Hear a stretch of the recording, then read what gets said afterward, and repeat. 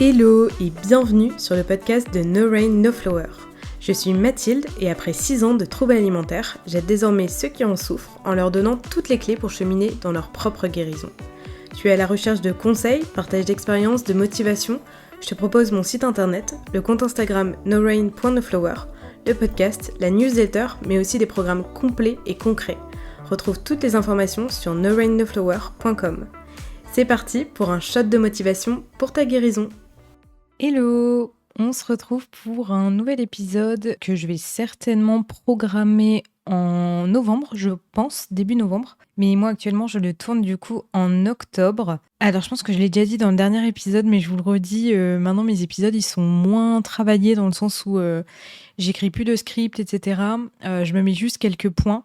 Donc c'est peut-être un peu plus fouillis, un peu plus désorganisé. Pourquoi je fais ça? Parce que là j'approche le terme de ma grossesse et j'ai pas mal de mots de grossesse. Bref, je vais vous épargner les détails, mais grosso modo j'ai le haut du dos et les bras en compote et c'est vraiment très douloureux. Donc écrire sur un clavier pendant longtemps, c'est compliqué. Une autre chose que je voudrais vous dire, c'est que cet épisode, c'est peut-être le dernier de 2025 déjà, mais du coup comme je le disais, j'approche le terme de ma grossesse et je veux vraiment profiter de prendre du temps pour moi, pour faire un petit nid pour notre fils, pour mon couple, etc.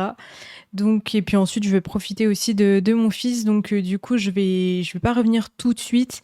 Je me mets pas trop non plus la pression en me mettant trop de boulot. Je vous dis tout le temps d'être hyper bienveillant avec vous, de vous apporter de la compassion, de pas vivre une vie à 1000 à l'heure.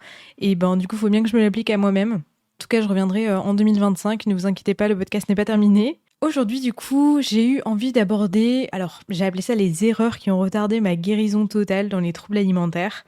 Dire erreur, c'est pas forcément le bon terme, c'est-à-dire que c'est des erreurs, c'est des pièges dans lesquels je suis tombée.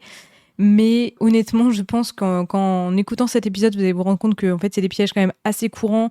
Il est fort probable que vous vous retrouviez dedans. Et puis d'un sens, ça l'a retardé. Ces pièges, ces erreurs ont retardé ma guérison. D'un autre sens, c'est aussi ces erreurs qui ont fait que j'ai pu vraiment travailler plus en profondeur sur la guérison et vraiment la consolider pour qu'elle soit totale et définitive, pour vraiment avoir une vraie guérison des troubles alimentaires. Pour moi, d'ailleurs, je dirais même que, pas toutes, mais presque toutes, c'est un peu des étapes du chemin de la guérison, que c'est presque inévitable. Et d'ailleurs, si vous vous reconnaissez, ne vous en voulez pas en disant « Oh là là, mais je suis tombée dans tous les pièges, je vais jamais m'en sortir et tout ». C'est vraiment normal. Un trouble alimentaire, déjà, c'est très vicieux dans le sens où c'est vraiment une maladie tenace, où il y a des petits mécanismes qui viennent s'ancrer profondément sans qu'on en ait forcément conscience. Et je trouve que c'est aussi une maladie vicieuse qui essaye toujours de te faire tomber dans d'autres travers. Mais en fait, c'est une façon de, encore une fois, je trouve, mettre le doigt sur d'autres problématiques qui n'ont pas encore été travaillées pour, encore une fois, consolider la guérison et vraiment la travailler en profondeur. Honnêtement, moi, quand les gens me disent qu'ils se reconnaissent dans ces barrières-là, en fait, je leur dis c'est normal, ça fait partie du chemin de la guérison, c'est même plutôt bon signe. Je suis plutôt inquiète des personnes qui me disent qu'elles ont zéro problème, qu'elles s'en sortent de façon linéaire, que de jour en jour ça va mieux, qu'elles rencontrent zéro difficulté. Je trouve que là, pour le coup, c'est plus louche, parce que je le dis tout le temps, c'est une phrase que vraiment je répète très souvent, quand vous avez l'impression que ça va trop bien, c'est souvent que ça fait plaisir à la maladie, alors que quand vous avez la sensation de mal faire, c'est justement que vous faites bien, parce que vous allez à l'encontre aussi du trouble alimentaire, et puis vous en avez conscience surtout, et c'est ça qui est hyper important. Donc d'ailleurs, je vous dis tous ces pièges, toutes ces erreurs là aujourd'hui, je vous les cite pour que vous en preniez conscience, parce que peut-être qu'en écoutant, vous allez vous dire « Ah ouais, mais moi je suis tombée dans ce piège-là » ou « Je suis en train de tomber dans ce piège-là ». Ça permet d'en avoir conscience, de ne pas faire ces erreurs juste en faisant de l'autruche. Ça va peut-être vous faire des prises de conscience, et même si ça fait mal d'en avoir conscience, il vaut mieux en avoir conscience honnêtement que de laisser la maladie prendre totalement le dessus, quoi. Alors, comme erreur numéro 1, j'ai essayé un peu de faire dans l'ordre de mon chemin de guérison, mais il n'y a pas de degré d'importance dans la hiérarchisation que je vais donner là, quoi. Alors, l'erreur numéro 1, je me suis notée, c'était d'avoir un état d'esprit fermé, un état de fixed mindset, donc c'est de l'anglais. Fixed mindset, c'est une mentalité fixe, Et en gros, la solution, on va dire, c'est de faire évoluer son mindset. Donc, mindset, c'est un état d'esprit. De faire évoluer son mindset vers un growth mindset, donc mentalité de croissance. Donc ça, c'est des concepts qui ont été développés par la psychologue qui s'appelle Carol Dweck. Et en gros, le fixed mindset, honnêtement, j'ai vraiment l'impression que c'est la mentalité avec laquelle j'ai été éduquée. C'est-à-dire que dans ma famille, on se dit, si tu nais comme ça, tu dois être comme ça, tu vas vivre comme ça, tu finiras comme ça. Tu ne peux pas évoluer, en gros. Alors que growth mindset, c'est plutôt une personne qui, dans son état d'esprit, elle sait qu'elle a la capacité de faire évoluer les choses par l'apprentissage, la persévérance, etc. Et du coup, ça change tout parce que, par exemple, quand tu as un fixed mindset, donc un état d'esprit, on va dire, fermé, l'échec, tu le vois vraiment comme une fatalité. Et du coup, tu as peur de l'échec. Alors que quand tu as un growth mindset, donc un état d'esprit de croissance, tu vois l'échec comme quelque chose qui te permet d'apprendre, qui n'est pas une fin en soi, ça fait partie du process, on va dire. Et du coup, t'en as pas peur. Et donc, du coup, tu te mets beaucoup moins quand même de normes de perfectionnisme. Pareil, une personne qui a un état d'esprit fermé, elle va voir des critiques comme quelque chose de vraiment très négatif, elle va le prendre pour elle, elle va se renfermer, etc. sur elle-même, alors qu'une personne qui a un growth mindset, alors évidemment les critiques c'est jamais facile, mais elle va plus voir comme ça comme une information utile pour s'améliorer. Et en gros, ça c'est vraiment quelque chose de très important je trouve, dans la guérison des troubles alimentaires, mais même dans la vie en général, de faire évoluer son état d'esprit. Parce que, en fait, dans les troubles alimentaires, on retrouve souvent des personnes qui sont perfectionnistes, qui ont peur de l'échec, qui n'ont pas confiance en elles, qui ont une estime de soi très faible, etc. Et en fait, tout ça, ça se travaille. Vraiment, ça se travaille. Comment j'ai fait pour travailler ça ? Alors, j'ai lu pas mal de livres de développement personnel, plutôt des livres un peu romans. J'en parle souvent, mais ceux de Laurent Gounel. Ensuite, il y a aussi Ta deuxième vie commence quand tu comprends que tu n'en as qu'une de Raphaël Giordano.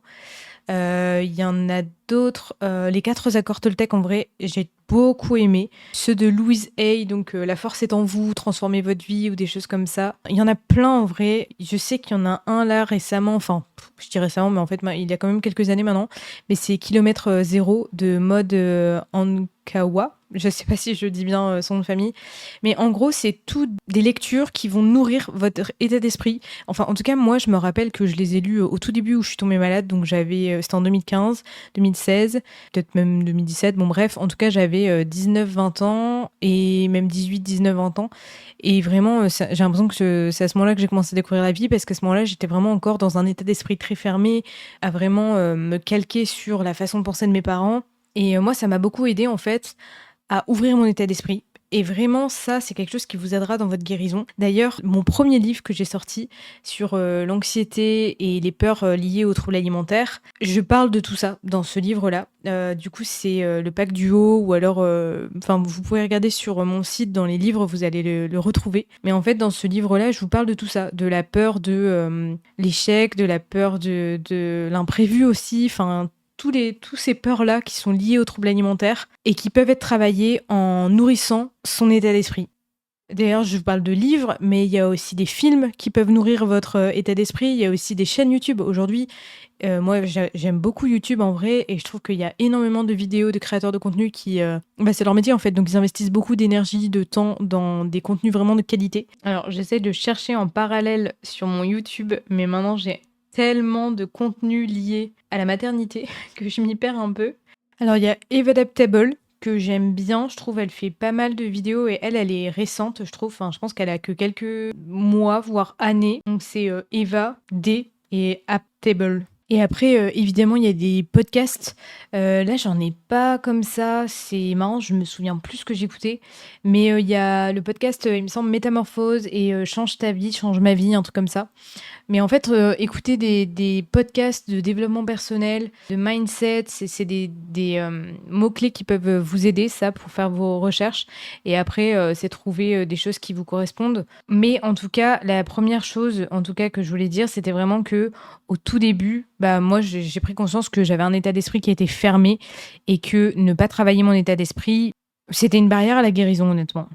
Et d'ailleurs, l'état d'esprit fermé va aussi souvent de pair avec le fait de rester dans sa zone de confort, puisque forcément, quand on a un état d'esprit fermé, on est persuadé qu'on n'est pas capable de faire mieux, on n'a pas confiance en soi en fait, donc on pense qu'en dehors de sa zone de confort, on va avoir de l'échec et on a peur de l'échec. Donc forcément, généralement, on va pas en dehors de sa zone de confort.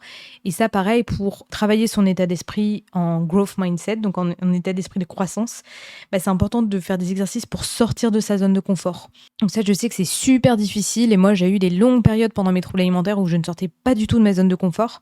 Mais là, je vais vous parler de autrement que sur la nourriture et sur le trouble alimentaire lui-même. En fait, c'est important d'habituer votre cerveau à créer des nouveaux schémas neuronaux pour sortir de sa zone de confort, pour l'habituer à l'inconfort. Et comment vous faites ça? Mais ça peut être des choses toutes simples. Par exemple, si vous avez l'habitude de prendre toujours le même chemin pour aller au boulot ou aller à l'école, enfin même le même bus, etc. Enfin, si vous avez la possibilité, en gros, de prendre un chemin différent, ne serait-ce que la rue d'à côté ou des choses comme ça, c'est tout bête, hein, mais ça crée quelque chose de nouveau pour votre cerveau. Vous n'êtes pas en mode mécanique de le faire par automatisme.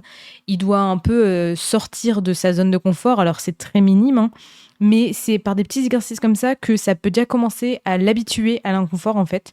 Pareil, essayez quand même de changer. Alors ça, je sais que c'est pas toujours facile quand on a un trouble alimentaire, mais changer de marque. Ça peut être par exemple sur du thé ou du café ou des choses comme ça.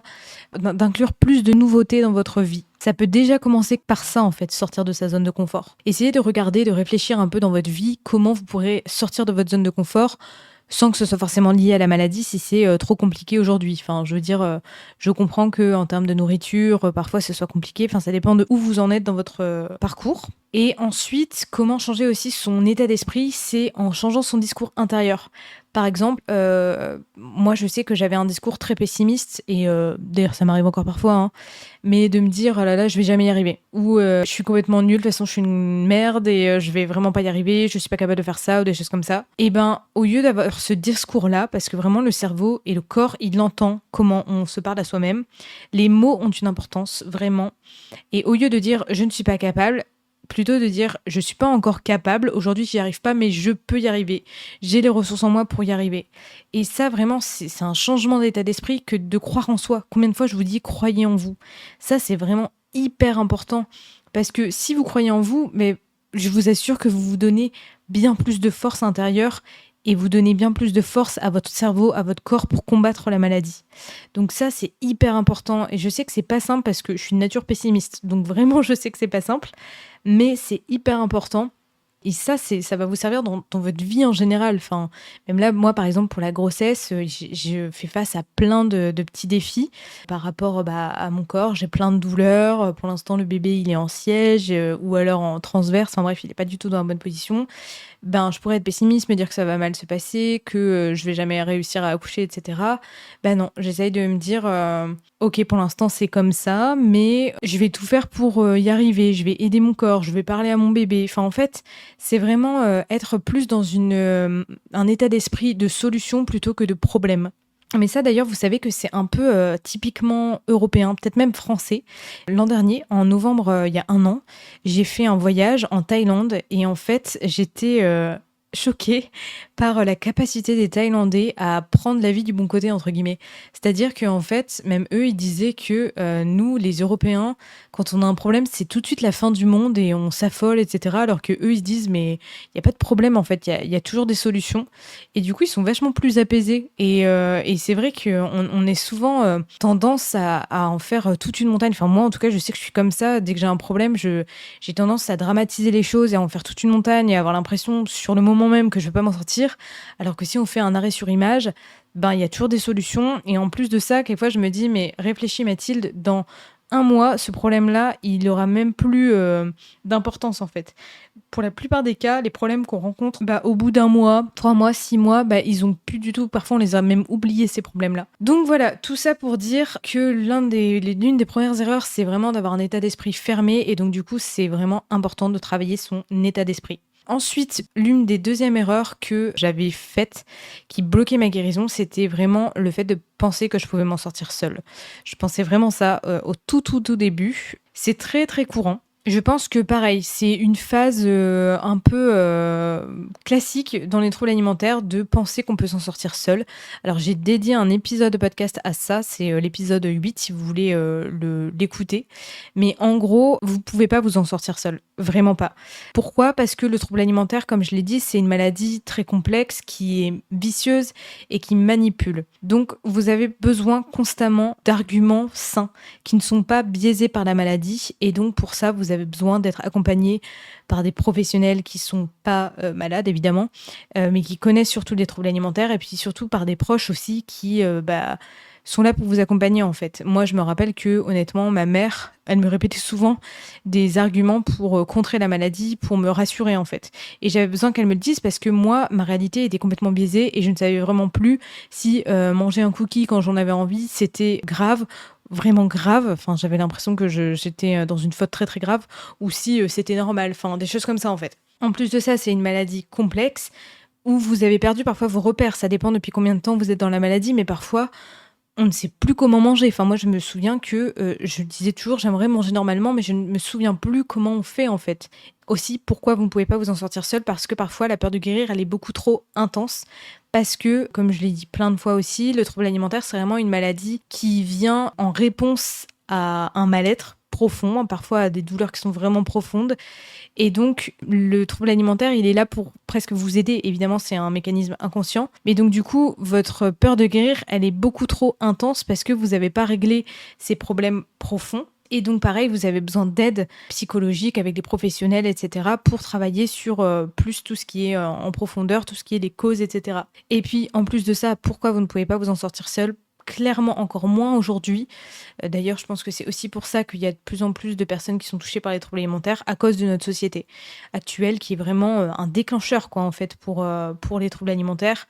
On entend tout le temps parler de régime, de nouveaux programmes sportifs, de perte de poids. Dans les magasins, il n'y a que ça. Enfin, partout en fait, sur les réseaux sociaux, c'est aberrant. Mais du coup, tout ça fait que vous n'êtes vraiment pas aidé en fait. Donc, vous pouvez pas rester seul, vous pouvez pas vous en sortir seul. Au contraire, la maladie, elle va faire que vous isoler parce que quand vous êtes seul, la maladie, elle est plus forte, elle a plus de pouvoir sur vous.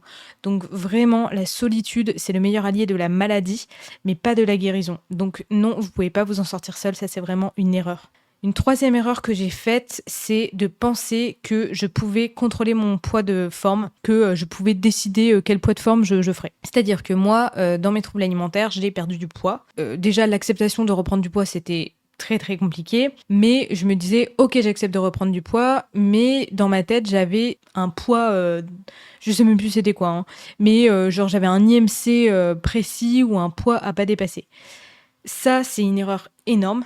Je sais que ça rassure, ça vous rassure. Enfin, moi, je me rappelle que ça me rassurait parce que je me disais, ben, au moins, je contrôle, en fait. Sauf que le contrôle, pareil, c'est pas un allié de la guérison.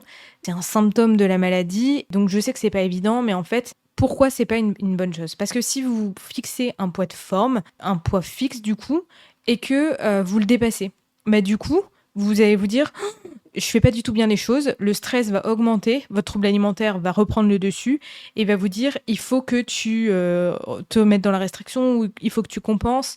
En fait, en tout cas, il faut que tu sois déconnecté des besoins de ton corps parce qu'il faut que tu répondes à ce chiffre précis. Et donc, du coup, en fait, ça va juste vous ramener dans les mécanismes de la maladie ou en tout cas vous maintenir dedans et vous en sortirez pas. On ne guérit pas en atteignant un poids spécifique, ni un IMC, vraiment pas. Je sais qu'il y a certains hôpitaux, certains médecins qui se donnent ces objectifs-là, et je trouve que c'est pas du tout bien.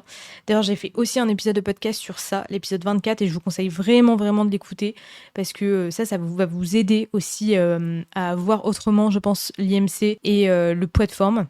Les médecins, en fait, qui se donnent ces données-là, je pense que s'ils en ont besoin, eux, qu'ils le gardent pour eux, mais ils le partagent pas avec leurs patients, quoi.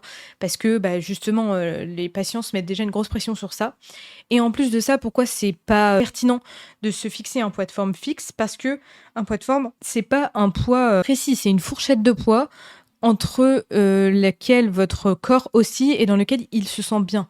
Un poids, il varie pour tout le monde. Je veux dire, personne n'a un poids fixe toute sa vie.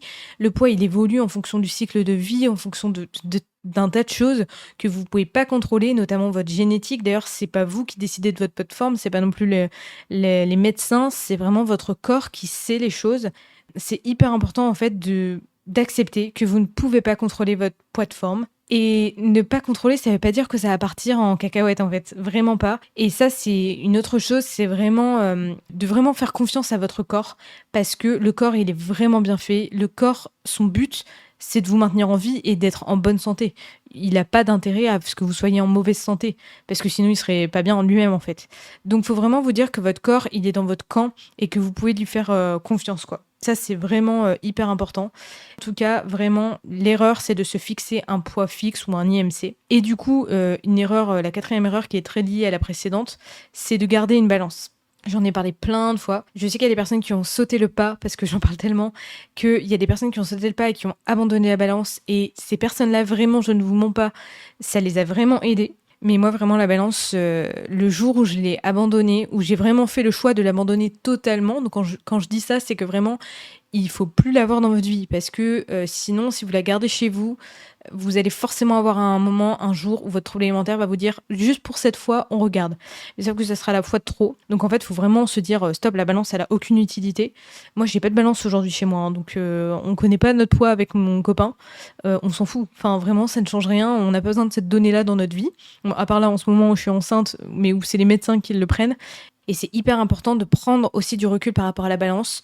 Pareil, j'ai déjà fait des posts là-dessus pour dire pourquoi la balance, c'est un poids complètement insignifiant. Pourquoi c'est une donnée complètement insignifiante, je veux dire. Mais vraiment, pour moi, le fait de garder la balance, c'est une erreur. La cinquième erreur, c'est de tenter de me fier à mes sensations de faim et de satiété. Ça, c'est compliqué et ça dépend vraiment de là où vous en êtes dans votre parcours de guérison. Je me souviens qu'il y a certains professionnels qui vous conseillent ça parce qu'ils connaissent pas bien les troubles alimentaires, qu'ils connaissent pas votre passif, mais selon depuis combien de temps votre trouble alimentaire est dans votre vie, mais même si ça fait que quelques mois, hein, le fait d'avoir pas écouté ses sensations de faim, d'avoir ignoré ses sensations de faim, du coup, le corps, il vous envoie plus les mêmes signaux de faim. C'est-à-dire que, de base, on va dire, le corps, il va faire gargouiller votre ventre. Il l'a fait gargouiller, vous répondez pas. Il l'a fait gargouiller, vous répondez toujours pas. Il s'est dit, bon, le problème c'est que moi je fais gargouiller son ventre, j'utilise de l'énergie personnelle pour lui signaler que j'ai faim, mais elle répond pas à mes besoins. Donc du coup, j'ai même pas un retour sur investissement. Donc je m'épuise à lui dire que j'ai faim et j'ai même pas d'énergie en retour qui vient rassasier l'énergie que je viens de donner pour signaler la faim. Donc du coup, le corps il a juste arrêté. En fait, c'est comme si vous appelez quelqu'un, que cette personne ne répond pas, vous allez l'appeler 10 fois, si au bout de 10 fois elle ne répond pas, vous allez finir par arrêter un moment. Donc du coup, le corps, il s'est dit, il faut que je trouve des nouvelles stratégies pour lui dire que j'ai faim, mais sans utiliser trop d'énergie. Donc du coup, il va faire ce qu'on appelle de la faim mentale. Il va vous faire penser à de la nourriture, il va vous faire avoir envie de regarder des vidéos sur la nourriture, de faire à manger pour les autres. Enfin, en fait, il va vous montrer par plein de façons qu'il a faim. Mais vous interprétez généralement pas ça comme de la faim, mais c'est vraiment de la faim. Donc en gros, vous pouvez plus vous fier à vos sensations de faim classiques, comme gargouiller le ventre, à cause que ça a été longtemps ignoré. La satiété, pareil, elle a été modifiée. Alors là, je parle dans un cas de restriction, d'anorexie restrictive, de troubles alimentaires restrictifs. La satiété, elle a aussi été modifiée parce que, à mesure qu'il y a eu la restriction qui s'est installée, le corps, du coup, il a eu de moins en moins d'énergie. Donc tout le système digestif, il a vraiment ralenti. Les muscles pour pousser les aliments, etc., ils vont vraiment plus lentement au niveau de la digestion. Et donc du coup, quand vous mangez, les aliments, ils restent beaucoup plus longtemps dans le bol intestinal. Donc du coup, vous avez très vite cette sensation de satiété, alors que c'est pas de la réelle satiété. D'ailleurs, combien il y en a, et moi j'étais comme ça, qui se sentent très vite pleins physiquement et qui du coup pensent avoir trop mangé alors que ça n'a rien à voir, c'est juste que votre corps il est en galère, il fonctionne à ralenti, donc du coup les aliments restent plus longtemps dans le bol intestinal, donc du coup vous avez cette sensation de satiété, mais qui n'est pas la sensation de satiété qu'une personne classique qui n'a pas de trouble alimentaire a. Et pareil, en fait, les épisodes de compulsion et même les vomissements, etc., tout ça, en fait, ça va venir perturber votre système digestif et vos sensations de faim et de satiété. Et d'ailleurs, il y a une autre explication aussi au niveau des hormones, avec comme le corps est dénutri ou qu'on répond plus à ses besoins, il y a un dérèglement hormonal qui va venir aussi dérégler les sensations de faim et de satiété. Bref, tout ça pour dire que vous ne pouvez plus vous fier à vos sensations de faim et de satiété. Vous ne pouvez pas manger uniquement quand votre corps vous le signale physiquement, parce que sinon, vous allez pas manger en fonction des besoins de votre corps. C'est hyper compliqué. Je sais qu'il y a des gens qui vont vous dire: «Il faut que tu écoutes tes sensations de faim, de satiété, que tu manges quand tu as faim et que tu t'arrêtes quand tu as plus faim». Mais c'est pas possible, en fait. Enfin, ça dépend, encore une fois, où tu en es dans ta guérison. Mais par exemple, l'alimentation intuitive, je pense que c'est une très bonne méthode. Je connais pas, hein, personnellement, je suis vraiment pas du tout experte là-dessus. J'ai jamais pratiqué, on va dire, enfin, j'ai jamais fait de cours là-dessus, ou en tout cas, ça n'a pas fait partie de mon chemin de guérison. Mais je pense que vraiment, c'est pas recommandé. Et d'ailleurs, on me l'avait dit, à certains niveaux dans ta guérison. Parce que, au tout début, tu peux pas te fier à tes sensations de faim et de satiété. Donc du coup, c'est quoi la solution pour ça? C'est hyper compliqué et ça va dépendre de chacun. J'allais vous parler de plans alimentaires. Je sais qu'il y a des gens où les plans alimentaires, ça les aide, d'autres où ça les aide pas du tout. En fait, ça dépend. Si vous voyez vraiment votre plan alimentaire comme un minimum, que c'est quelque chose qui vous guide, que ça vous donne une structure, que ça vous aide en gros, tant mieux. Si par contre, c'est un plan alimentaire que vous le voyez plutôt comme quelque chose qui vous permet d'avoir le contrôle, qui est quelque chose de rigide, que vous ne pouvez pas écouter vos besoins, parce que par exemple vous avez plus faim, etc., que vous n'avez pas envie de rajouter parce que c'est pas écrit sur votre plan alimentaire, là ça devient problématique. Parce que un plan alimentaire, d'ailleurs, c'est une autre erreur. Moi je l'ai pas mis parce que j'avais pas un plan alimentaire précis, mais une autre erreur, c'est de prendre son plan alimentaire comme un maximum, alors qu'un plan alimentaire c'est vraiment un minimum, c'est là pour vous guider, c'est pas là pour vous mettre des barrières ou un frein. Donc une solution, ça peut être ça, le plan alimentaire. L'autre solution, c'est d'accepter que votre corps, il a faim, il a plus faim, il a besoin de beaucoup d'énergie. Moi, je suis passée par une grosse phase de faim extrême où j'ai eu beaucoup de compulsions alimentaires. Ça a été extrêmement difficile, j'en ai parlé déjà plein de fois. Ça a été la période la plus difficile de mes troubles alimentaires à vivre psychologiquement. Aujourd'hui, avec le recul, je peux vous dire que c'est celle qui m'a sauvé la vie, honnêtement.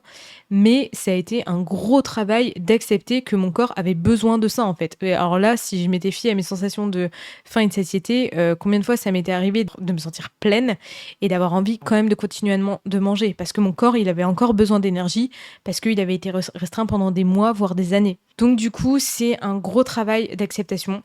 Je pense que pour aussi travailler sur tout ça, sur cette erreur-là, on va dire, c'est de travailler toutes vos croyances erronées sur l'alimentation. Et ça, du coup, je vous recommande d'avoir un suivi avec une diététicienne qui est spécialisée dans les troubles alimentaires. Vraiment très important que ce soit spécialisé dans les troubles alimentaires. Donc voilà pour l'erreur numéro 5. L'erreur numéro 6 que j'ai eu pendant longtemps, c'était de me mettre des faux défis. Qu'est-ce que j'entends par faux défi? C'est-à-dire qu'en gros, je me disais, allez, la semaine prochaine, je vais au resto, ou allez, aujourd'hui, je mange ça, enfin, genre un muffin, par exemple. Mais par contre, en amont, je compensais, ou en aval, soit par de la restriction, soit par de la compensation, etc. Et donc, du coup, en fait, c'était absolument pas un vrai défi. Parce que, en fait, j'indiquais toujours à mon corps que quand je mangeais un aliment qui me faisait peur, il fallait en effet en avoir peur, il fallait que j'adopte des stratégies d'adaptation en mangeant cet aliment-là. J'indiquais toujours ce message-là à mon cerveau en compensant avant ou après. Ça, c'était clairement une erreur, mais en même temps, comme je dis, oui, c'était une erreur, c'est une barrière à la guérison. Après, c'est pas du tout évident de passer au-dessus, mais en avoir déjà conscience, c'est important. Vraiment, c'est vraiment important déjà d'en avoir conscience et de pas se dire j'ai vraiment fait un défi, j'ai vraiment mangé ça, etc. C'est d'être honnête avec soi-même. Ça, je vous le dis très très souvent. C'est vraiment d'être honnête avec soi-même. Une autre erreur que j'ai faite, et ça pour le coup, j'ai vraiment envie de le dire, alors je l'ai déjà dit plusieurs fois dans plusieurs épisodes de podcast, je m'en rappelle, mais c'est que je suis passée un peu par la période de la fit girl. En gros, j'appelle ça comme ça. J'en ai parlé d'ailleurs, je crois que dans mon épisode sur l'hyperactivité. En gros, je me souviens que je suis passée par une période où du coup j'étais en plus en reprise de poids, tout ça, et je me suis dit je vais me mettre à la salle de sport. Et en gros, j'arrêtais pas de regarder plein de comptes sur Instagram et tout, des filles qui étaient à la salle, qui avaient un mode de vie hyper sain. Enfin, quand je dis hyper sain, c'est qu'elles faisaient hyper gaffe à ce qu'elles mangeaient, elles loupaient pas un entraînement. Enfin, en fait, c'était presque maladif. Bon, après, je dis pas que toutes ces personnes-là avaient un trouble alimentaire ou qu'elles étaient malades, hein. Mais moi, en tout cas, ça me montait à la tête. Et en fait, je faisais du sport, encore une fois, pour contrôler mon corps, pour contrôler mon poids, etc. Et non pas pour me faire du bien. Ça, clairement, c'était un piège de la maladie. C'était juste la maladie qui essaie de se déguiser encore autrement. D'ailleurs, ça peut être lié, mais un autre piège, c'est qu'il y en a qui, sur le chemin de la guérison, tombent dans l'orthorexie. C'est-à-dire qu'ils vont accepter de remanger, mais du coup, ils vont faire hyper gaffe à la qualité de leurs macros et de leurs micronutriments en comptant les protéines, les féculents, les légumes, etc. Alors ça, je sais que c'est pas du tout évident parce que moi, je me rappelle qu'à l'hôpital, on nous avait donné cette structure de il faut toujours avoir des protéines, féculents et légumes et lipides, etc. Et moi, en fait, dès que j'avais pas l'une des catégories, j'étais en stress, alors qu'en fait, la vie, c'est pas avoir toujours ces catégories-là. Parfois, juste on a un reste de pâtes dans le frigo ou parfois, il y a pas de protéines ou parfois, en fait, la vie, c'est pas avoir toutes les catégories dans chacun de ses repas. Mais bon, bref, je m'évade. Mais du coup, voilà. Ça, c'est une erreur, je trouve, que j'ai faite. C'est un piège dans la guérison dont il faut faire vraiment gaffe. Parce que d'ailleurs, c'est difficile parce que, ça j'en avais aussi parlé, je pense, dans mon épisode sur l'hyperactivité, mais il y a des filles sur les réseaux sociaux qui disent s'en être sorties justement par le sport, qui font des marathons, tout ça, ou d'autres qui font de la salle de sport à fond. Je peux pas dire que ces personnes-là s'en sont pas sorties parce que déjà je les connais pas personnellement dans la vie, mais méfiez-vous quand même. Je pense que, j'avais l'exemple d'une personne qui est assez connue, qui est une influenceuse quand même assez connue sur les réseaux, et où j'ai ouï dire par une autre personne que je connais bien, qui la connaissait bien, qu'en fait, elle a toujours des troubles alimentaires, mais juste, elle n'en parle pas à sa communauté. Donc, en fait, c'est ce que j'ai dit aussi dans l'épisode sur les réseaux sociaux, c'est que on ne peut pas se fier à un profil sur Instagram ou sur TikTok parce que ça ne reflète pas la vie des gens, donc vraiment prenez du recul par rapport à ce que vous voyez. Voilà, je suis pas trop pour le fait de s'en sortir par le sport. Après, il y a des témoignages là-dessus et je pense que ça peut être quand même authentique. Encore une fois, je connais pas la vie de ces gens, donc je peux pas dire ils mentent. Et en plus de ça, si vraiment ils mentent, je pense vraiment pas que ce soit fait de façon volontaire. Mais voilà, c'est en tout cas pour moi un piège à faire attention. Ensuite, en fait, je l'avais mis quand même comme erreur, l'erreur numéro 8, j'avais mis fixer un nombre de calories à ne pas dépasser. C'est un peu ce que je vous ai dit tout à l'heure avec le plan alimentaire. C'est-à-dire que moi, je me souviens que je me mettais un nombre de calories fixe à pas dépasser par jour. Ça aussi, c'est une belle bêtise. Tout comme, en fait, se fixer un poids fixe ou un IMC. C'est-à-dire qu'en fait, il faut vraiment prendre conscience que le corps n'est pas une machine. Vous n'êtes pas une machine, vous n'êtes pas une équation de mathématiques à résoudre. Vous êtes un être humain, un être vivant. Et évidemment, vos besoins varient avec le temps. Même vos besoins en termes de calories, ils évoluent chaque jour. Mais ça pour n'importe quelle personne, trouble alimentaire ou pas trouble alimentaire. Et puis au-delà de ça, les calories, je sais que c'est pas du tout simple. Moi, quand j'étais malade, je vénérais les calories dans le sens où j'en avais extrêmement peur. Et pour moi, une calorie, ça faisait toute la différence. Je pouvais faire mon choix sur un plat s'il y avait une calorie de différence, vraiment. Alors qu'en fait, des calories, ça ne veut rien dire. Vous savez que les industriels, ils ont une marge d'erreur de 20% sur les calories qu'ils indiquent sur leur packaging. C'est-à-dire qu'ils ont le droit de se tromper à 20% au-dessus ou 20% en dessous sur le chiffre qu'ils indiquent. Donc ça veut vraiment rien dire en fait. Ce qui est important, c'est plutôt la qualité des aliments plus que les calories. Mais j'ai même pas envie de vous dire ça parce que sinon ça peut pousser certaines personnes à être dans l'orthorexie, justement, et à faire hyper gaffe aux calories. En tout cas, les calories ne sont pas quelque chose qui va vous aider dans votre guérison. Mais je sais que c'est pas simple, encore une fois. Mais c'est quelque chose, en tout cas, sur lequel travailler. Une erreur numéro 9 que je me suis notée, c'est que je me focalisais sur mes aliments safe. En gros, je me disais, ok, j'accepte de remanger. J'augmentais ma ration alimentaire, mais avec des aliments diététiques, 0 calories, des aliments en fait que je piochais dans des régimes en tout genre. Et en fait, c'était un leurre total parce que dans les faits, je disais, regardez, j'ai augmenté ma quantité, etc. Dans la réalité, c'était toujours les mêmes mécanismes de contrôle que j'avais sur mon alimentation et sur mon corps.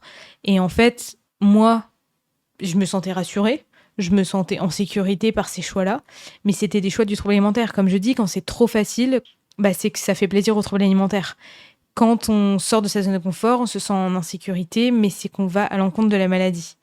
Donc voilà, moi je dis tout le temps, on ne peut pas guérir de son trouble alimentaire en restant sur ses aliments safe. Quand je dis aliments safe, donc c'est aliments sécures. En gros, vous ne pourrez pas guérir en mangeant toujours les mêmes aliments. Vous devez sortir de votre zone de confort. C'est ce que je vous ai dit en fait tout au début.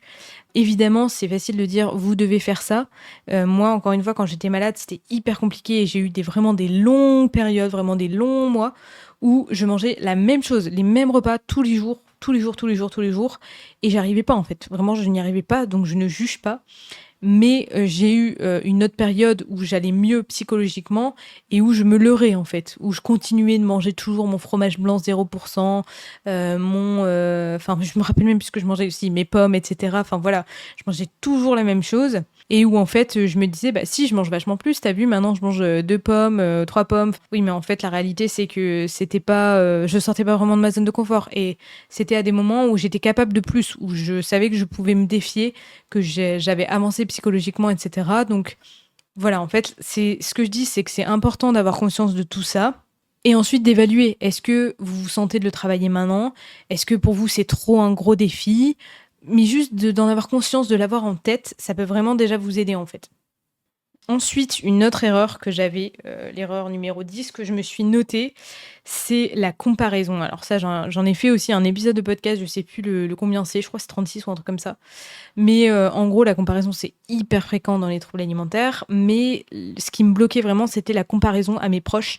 Et où en fait, dans ma tête, je me disais, je dois être la personne qui mange moins que mes proches. Genre, je me disais, il faut que mon copain mange plus, il faut que mes parents mangent plus pour que je puisse guérir. Absolument pas. Ça, c'est une règle du trouble alimentaire. C'est pas parce que les autres mangent plus autour de vous que vous allez guérir. C'est pas parce que vous mangez plus qu'eux que ça va vous empêcher de guérir. Au contraire.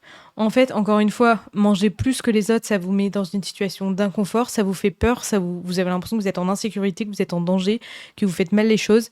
Mais tout ça, c'est des sentiments normaux en guérison. C'est hyper dur la guérison pour ça, parce que c'est un tas de sensations que la plupart des gens n'accepteraient pas de vivre, ou ils seraient pas bien en fait.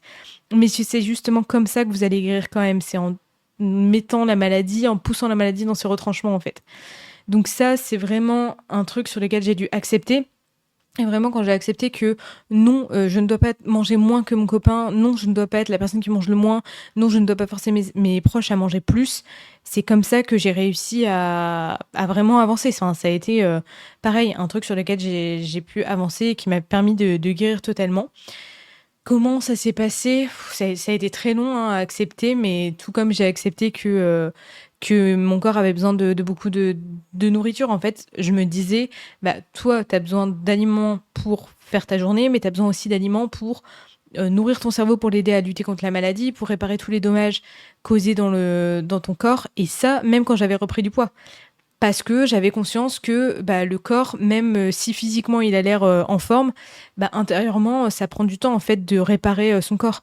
Vous voyez, c'est comme une grossesse. Enfin, là, du coup, évidemment, je compare tout ça à la grossesse, mais mon corps, là, il prend 9 mois à faire un bébé. Je sais pas jusqu'à quand je dirais, mais en tout cas, le corps prend 9 mois pour faire un bébé en théorie.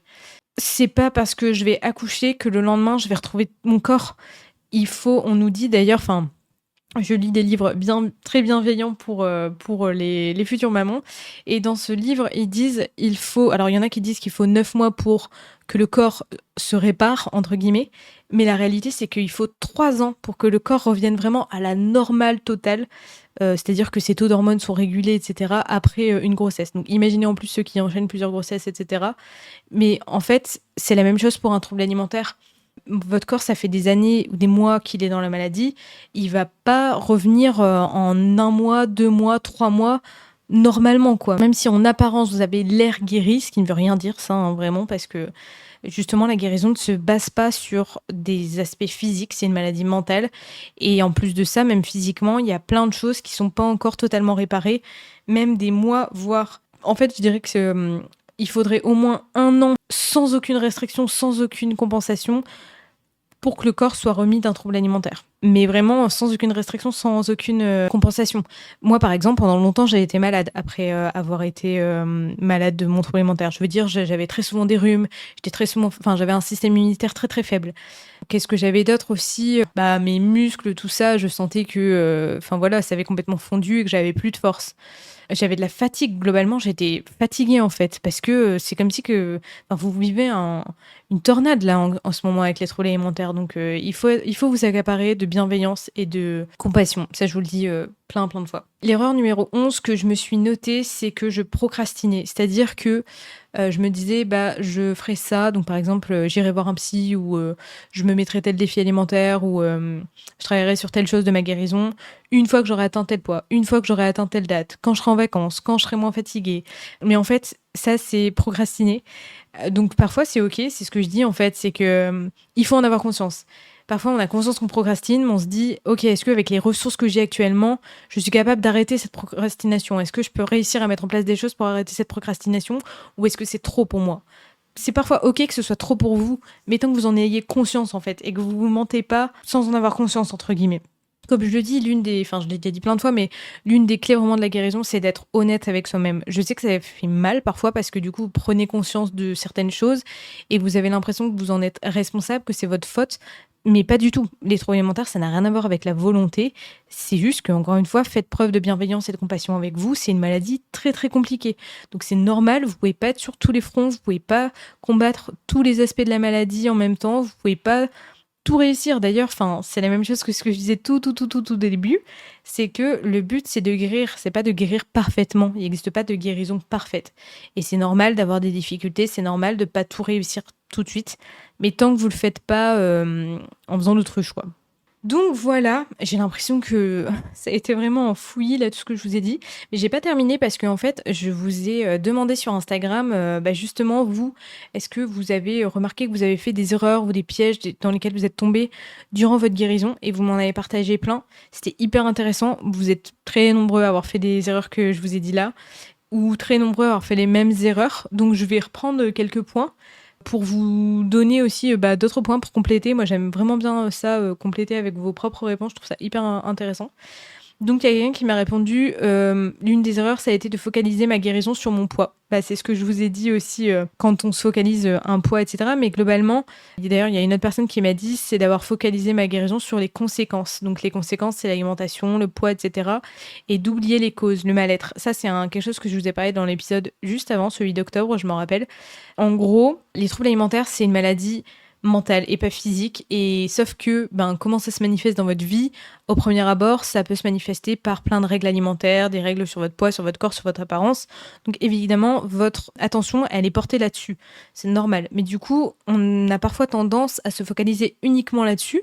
D'ailleurs parfois il y a des gens qui vont vous dire va voir une diététicienne, voilà, pour suivre en fait tes données alimentaires et corporelles, mais c'est hyper important de travailler sur le côté psychologique. Et même si vous n'avez pas l'énergie mentale pour travailler les causes tout de suite, d'avoir un accompagnement psychologique, c'est primordial. Pour moi, c'est insensé de ne pas avoir d'accompagnement psychologique dans une maladie mentale, en fait. Donc ça, c'est hyper important. Après, il y a une autre personne qui m'a dit voir sa ration calorique comme un maximum. Ça, c'est quelque chose que je vous ai dit. Croire que ce n'est pas grave, que tout va bien, minimiser. Alors ça, j'ai trouvé ça hyper intéressant. C'est un peu comme le fait de croire qu'on va s'en sortir seul. Ça, c'est pareil. Pour moi, je trouve que c'est hyper fréquent. Moi, je suis passée par là aussi, tout au début, et plusieurs fois après dans ma guérison. Mais combien il y en a, d'ailleurs, qui ont ce sentiment d'illégitimité, où ils se disent, non, mais moi, c'est moins grave. Toujours trouver des excuses. En fait, ça, pour moi, c'est vraiment la maladie qui tente de faire en sorte que vous lui fichiez la paix et qu'elle puisse, du coup, continuer de s'installer dans votre vie, de s'ancrer dans votre vie. C'est grave, en fait. À chaque fois, vous allez vous comparer à d'autres cas et toujours vous dire et toujours trouver ce que les autres font pire que vous, mais sans jamais regarder vraiment vous. Et en fait, c'est aussi la comparaison. Et vraiment, ne minimisez pas votre trouble alimentaire. Peu importe votre poids, peu importe ce que vous mangez, peu importe ce que d'autres personnes vous disent. Ce qui est important, c'est votre ressenti à vous. Et ne minimisez vraiment pas parce que n'attendez pas en fait que la maladie prenne encore plus d'ampleur. Vraiment, parfois, ça vous rassure ça. Et je le sais parce que j'ai vraiment vécu ça, d'attendre que ça prenne plus d'ampleur pour se dire là au moins j'aurais vraiment quelque chose à travailler. Mais non, ça c'est vraiment une grosse bêtise aussi, c'est une grosse erreur parce que la maladie elle prend encore plus de puissance et n'attendez pas que ce soit trop tard en fait. Parfois il y a quand même vraiment des choses qui sont irréversibles. Donc vraiment, n'attendez pas que ce soit trop tard. N'attendez pas d'être dans ce que vous considérez votre état de santé le plus bas, le plus grave. C'est vraiment pas un concours, quoi. Et c'est dangereux, c'est une maladie quand même mortelle. Donc vraiment, faites attention. Il y a une autre personne qui m'a dit une de mes erreurs, ça a été d'avoir honte de mon trouble alimentaire et de tout faire pour le cacher à mes proches, y compris à soi-même, en refusant de prêter attention aux symptômes. C'est un peu la même chose, en fait. C'est un peu de faire l'autruche, de minimiser. Et là, il y a le côté avoir honte du trouble alimentaire et ne pas en parler à ses proches. Et d'ailleurs, ça, c'est pour moi aussi une erreur. Quand je dis une erreur, ça paraît un peu violent, je trouve. Mais c'est pas du tout... je blâme personne parce que je sais que c'est pas simple. Mais je sais qu'il y a des personnes qui n'en parlent pas du tout à leurs proches. Je l'avais dit aussi, je pense, dans le dernier épisode de podcast, que j'étais trop étonnée de parfois rencontrer des gens qui sont seuls dans leur maladie au point où leurs conjoints, leurs parents, tout ça, des personnes avec qui ils vivent ne savent pas qu'ils ont un trouble alimentaire. Ça doit être fou parce que c'est quand même pas toujours simple à cacher, enfin, même si je sais qu'il y en a qui s'en sortent très, très bien pour le cacher, mais vraiment vous méritez pas d'être seul, vous méritez vraiment d'être accompagné. Je sais que c'est pas simple. Ne pensez pas que vous êtes un poids pour les autres. Vraiment, vous n'êtes pas un poids pour les autres. Vos proches, ils vous aiment. Mettez-vous dans le sens inverse, en fait. Si vous aviez une amie, une sœur, quelqu'un qui souffrait comme vous souffrez, est-ce que vous préférez que cette personne, elle vous laisse tranquille et qu'elle soit seule et qu'elle se démerde dans son malheur? Ou est-ce que vous préférez qu'elle vienne vous chercher à l'aide, en fait? Enfin, vous voulez être là pour les autres. Et en fait, là, vous avez besoin d'aide. Mais ça veut pas dire que vous serez comme ça toute votre vie. Enfin, moi, j'ai eu besoin d'aide. Et vraiment, j'avais l'impression d'être la petite chose fragile de ma famille, d'être celle qui a toujours besoin d'aide, qui est plus faible, qui se plaint toujours, qui a toujours des problèmes, etc. Et en fait, ça a été temporaire. Alors, je dis pas déjà que j'ai été cette personne, mais moi, je me voyais comme ça. Mais oui, j'ai eu besoin d'aide pendant quelques années de ma vie où j'étais en grosse souffrance, etc., auprès de mes proches, de mes amis, de mes frères et sœurs, etc. Mais aujourd'hui, ça a complètement changé. Alors, ça veut pas dire qu'aujourd'hui, j'ai plus besoin d'aide du tout. Je veux dire, j'ai pas une vie parfaite et évidemment, il m'arrive d'avoir des coups de mou, enfin, encore plus en ce moment. Avec la grossesse, tout ça, c'est pas toujours facile. Mais à côté de ça, aujourd'hui, j'en suis sortie et mes proches ont aussi une autre vision de moi. C'est-à-dire que, bah, par exemple, là, j'ai créé beaucoup de fierté, dans ma famille avec mon livre, avec tout ce que j'ai accompli, ces 2 dernières années via No Rain No Flower et via plein d'autres choses.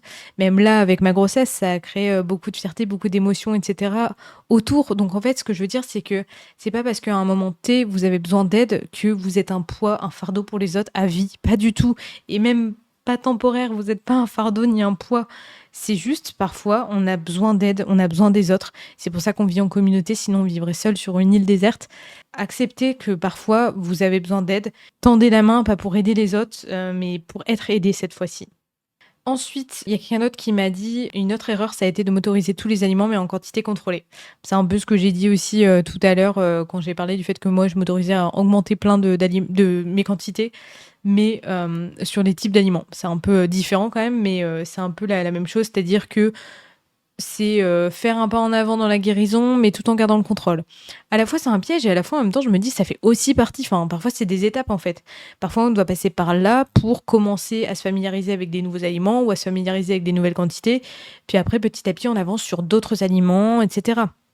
Donc, c'est pas forcément négatif. Enfin, comme je dis, ne vous blâmez pas parce que vous dites, je fais toutes ces erreurs.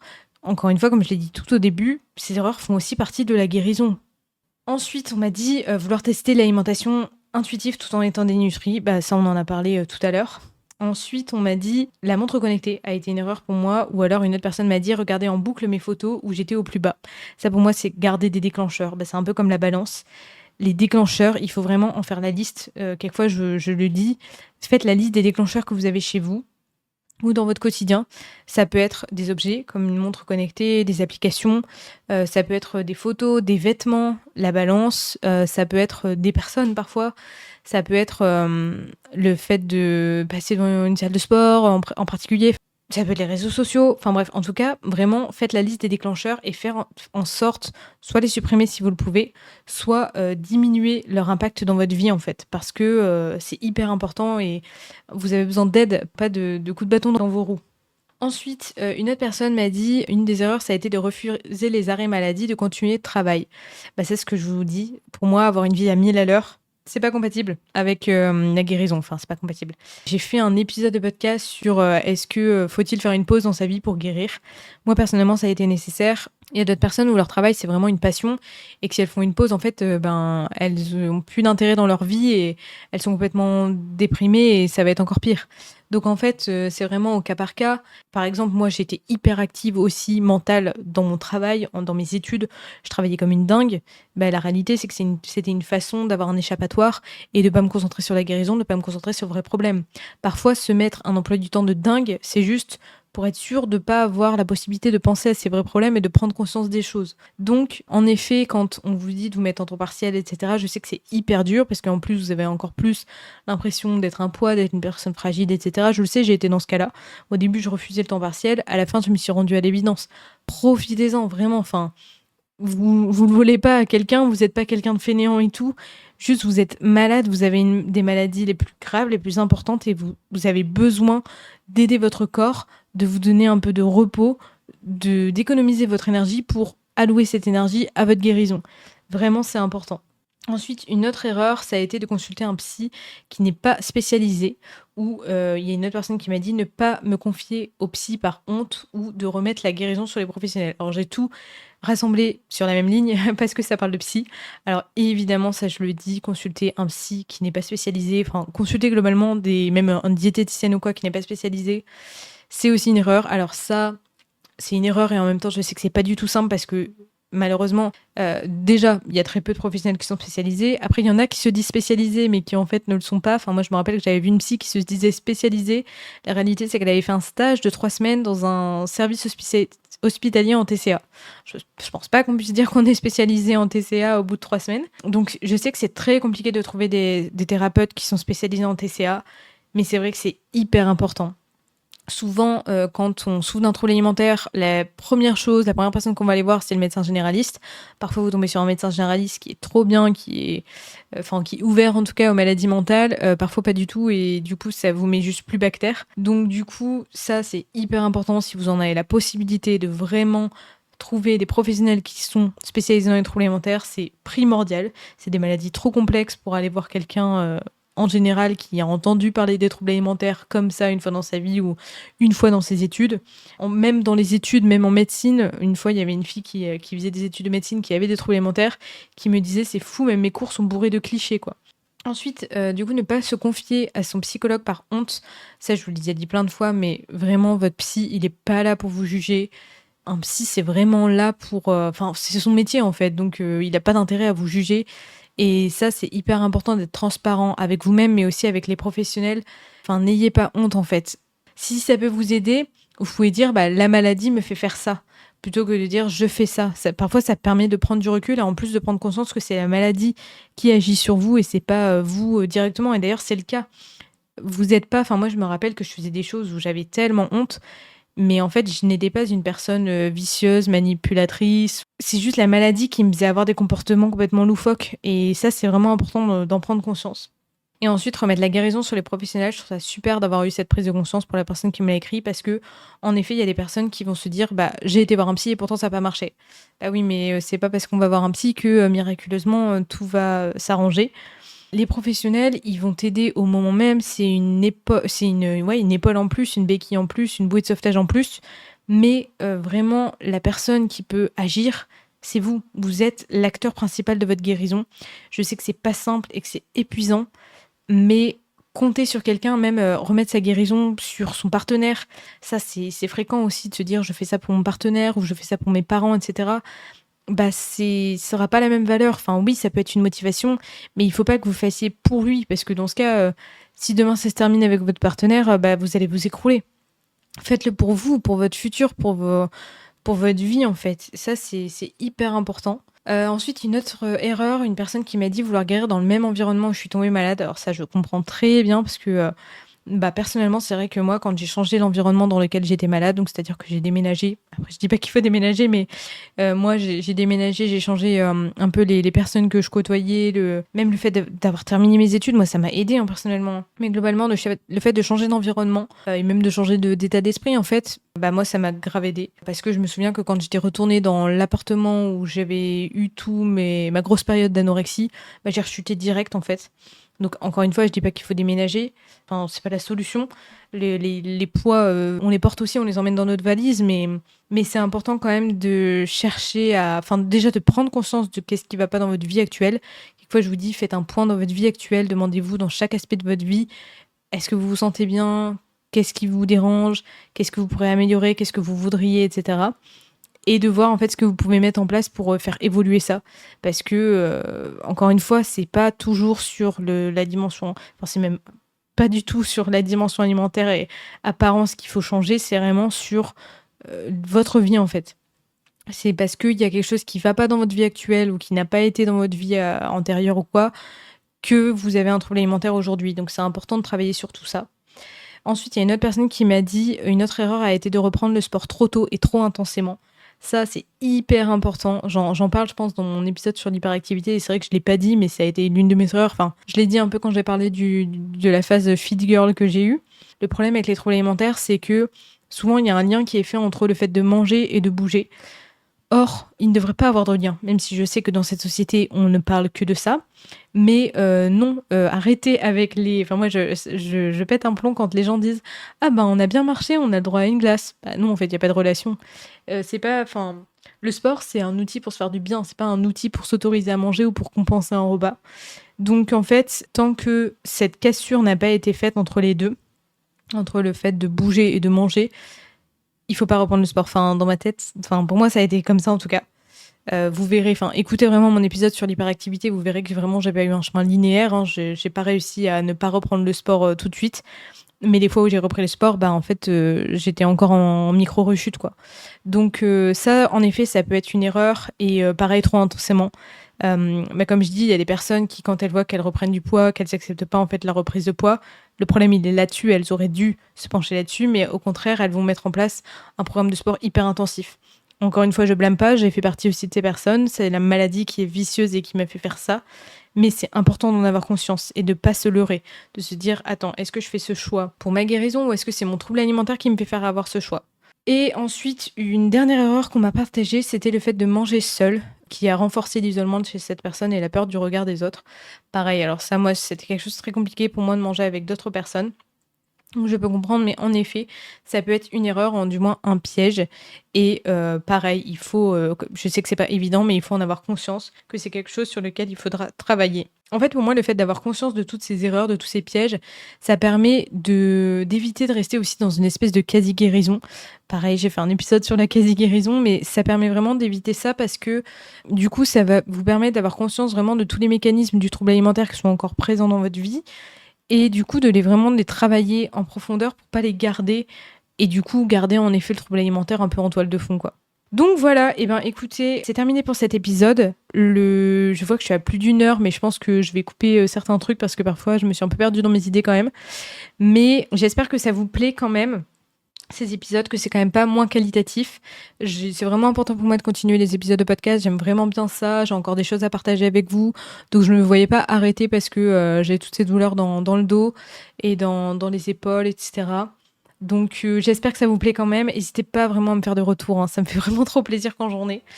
Et puis, écoutez, on se retrouve je ne sais pas quand, soit en début d'année 2025, soit peut-être j'arriverai à programmer un épisode de podcast en amont. En tout cas, je vous dis à très bientôt. Et puis, ce n'est pas le dernier épisode de ce podcast. À très bientôt. Et puis, merci pour votre écoute. Et prenez soin de vous. Ciao, ciao!